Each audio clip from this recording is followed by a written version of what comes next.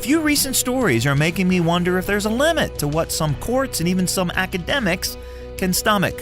For the Colson Center, I'm John Stonestreet. This is Breakpoint. Nothing describes the social pressure to conform better than Hans Christian Andersen's parable, The Emperor's New Clothes. Do you remember it? An emperor hires two weavers who claim that they can make a garment so fine it's only visible to the very wise. Of course, they end up not making any clothes at all. They pocket the emperor's money and send him on a procession throughout the city naked. No one, not even the emperor himself, is willing to say anything. They think that if they do, it means they're fools.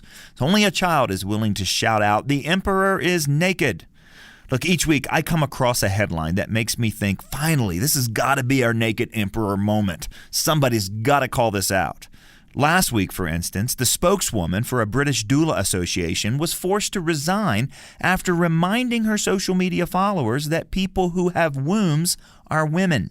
Commenting on a health awareness campaign that encouraged everyone aged 25 to 64 with a cervix to get screened for cancer, the longtime birth coach wrote, "I'm not a cervix owner, I'm a woman, an adult human female."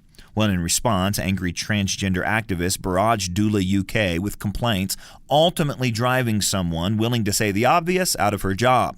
Honestly, I just cannot imagine that the majority of people really want to live in a world where birth coaches aren't allowed to call women women.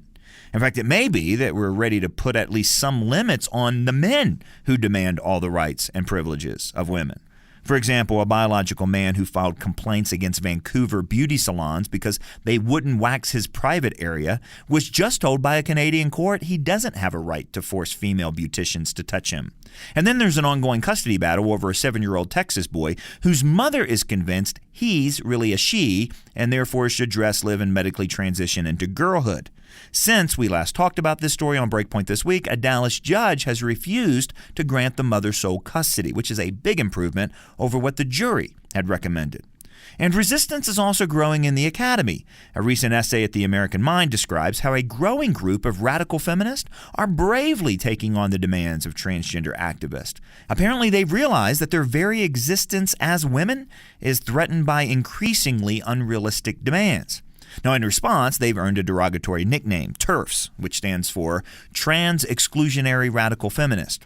Camille Paglia, a hard-left feminist lesbian professor, has been mercilessly attacked for refusing to accept the claim that men who feel like women really are women.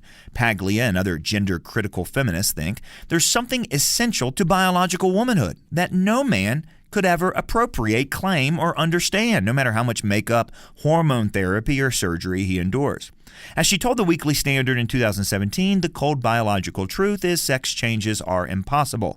Every single cell of the human body remains coded with one's birth gender for life. That sounds an awful lot like something a conservative Christian would say. Look, the very fact that we now find ourselves as Christians lining up with radical feminists makes me wonder if we are, in fact, approaching a turning point. After all, the stakes are only getting higher. Sports championships that belong to women are already being given to men. Will scholarships designated for women be taken by men? And what will happen when a federal small business grant program for women entrepreneurs is claimed by a man? Or when women no longer are able to represent their country in the Olympics because men have claimed all of the spots on their team? Look, we'll see whether there's a limit to what people will sit back and take. I suspect that there is. After all, the emperor just can't walk around naked forever. Now, on another note, we're nearing the end of the year, and if you value the daily dose of sanity that you get from Breakpoint each and every day, please, would you make your year-end gift at breakpoint.org/podcast? We'll put the link in the show resources. Again, it's breakpoint.org/podcast. Your gift will help us raise the $475,000 we need to start next year strong and to give even more Christians the clarity, the confidence, and the courage they need to serve God in this cultural moment. Again, you can make your gift at breakpoint.org/podcast. For Breakpoint, I'm John Stonestreet.